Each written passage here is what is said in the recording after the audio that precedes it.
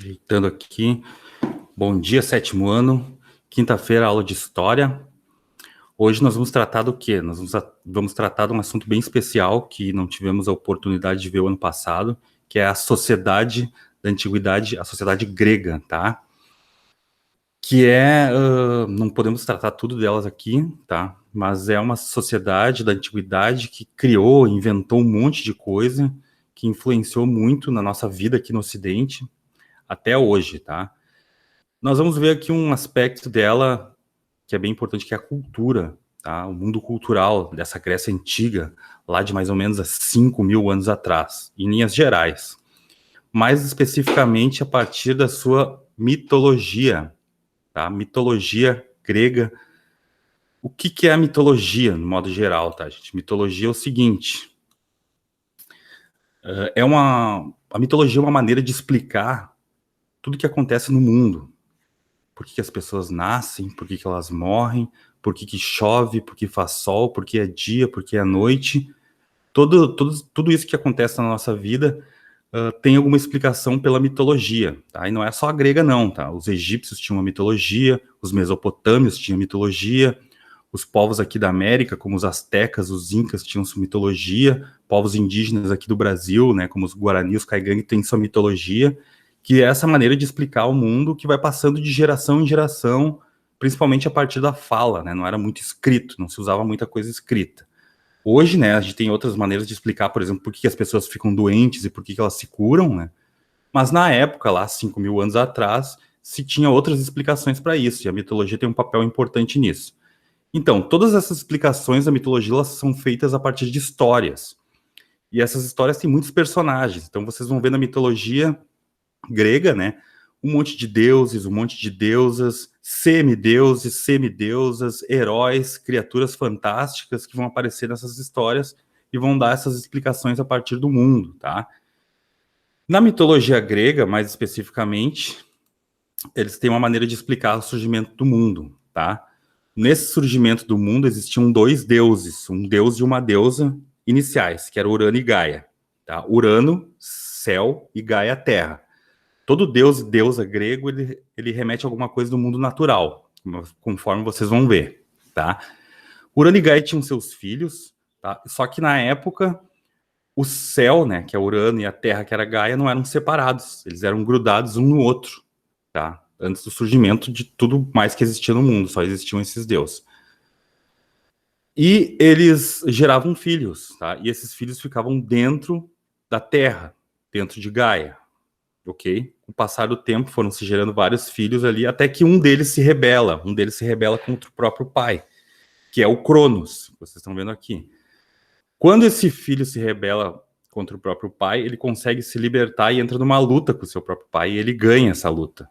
A partir do momento que o Cronos vence essa guerra contra o próprio pai, o Urano, que é o seu pai, que é o céu, ele se refugia, ele foge, ele sobe. Então, o céu vai para cima, tá? E cria esse espaço aqui onde outras coisas vão surgir depois.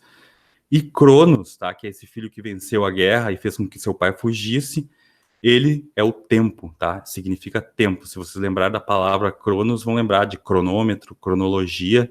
Então, quando o céu e a terra se separam, passa a existir o tempo. Ok, gente? Vencida essa guerra, o Cronos casa com a Reia, né? E a partir daí eles começam a gerar filhos. Só que o Cronos, como ele tinha desafiado o próprio pai, ele desconfia dos filhos, ele não gosta dos filhos.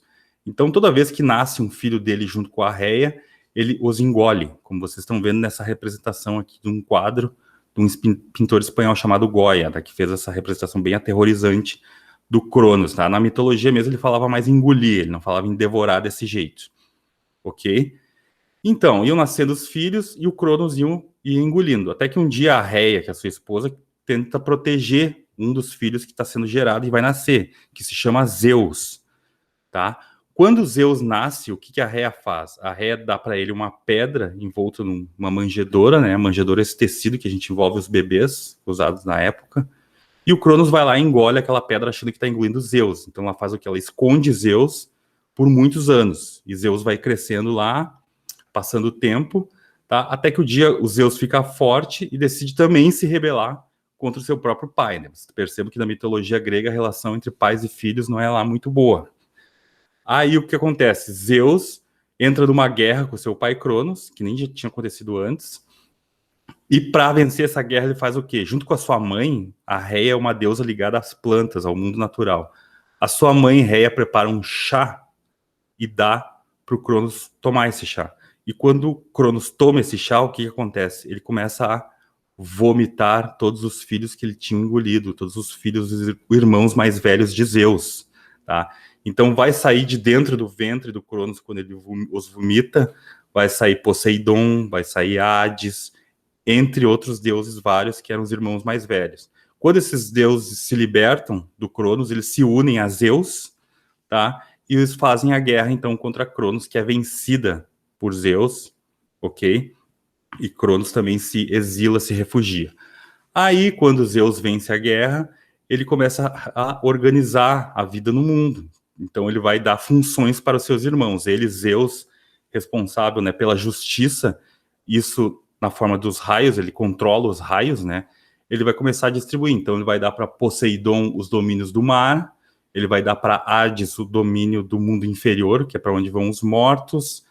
Ele vai dar para Hera o domínio dos mundos naturais, das plantas, né, e animais. Ele vai dar para Aéolo o domínio dos ventos, e aí vai aparecer aquele monte de deus da mitologia grega, cada um com um poder, cada um ligado a algum aspecto da natureza, né.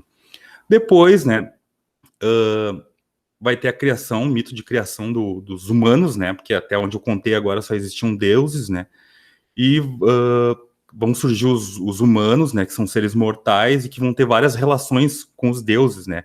Lembram que é importante os deuses, perceber que os deuses gregos, eles não são bonzinhos, né, eles têm inveja, eles sentem raiva, eles trapaceiam também, né. Assim como lá na mitologia dos vikings também, por exemplo, talvez alguém tenha visto Loki, né, que é um deus daquela mitologia lá dos vikings, que era o deus da trapaça, né? Então os deuses gregos também têm essa característica, né? Aí vai ter o surgimento dos humanos, né? Eu não vou contar a história aqui, mas procurem, pesquisem a história de Prometeu, tá? Que vai contar essa história de como surgiram os humanos. E aí a gente vai ter todas umas relações entre humanos e deuses que vão tentar explicar vários aspectos da nossa vida, que é o que a mitologia faz, que nem eu expliquei ali no início. Beleza, gente? Dito isso, então aqui, ó, Poseidon, né?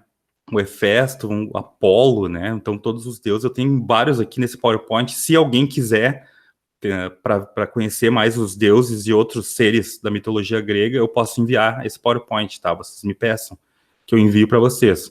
Porque vai ter muitos aqui, depois vai ter os heróis, né? Vai ter os semideuses, né? Vão ter as ninfas, seres femininos que habitavam as florestas, né? O sátiro, que é corpo de homem, chifre, patas de bode, né? Os centauros, as sereias, que vão aparecer numa história que vocês vão ler aí, né?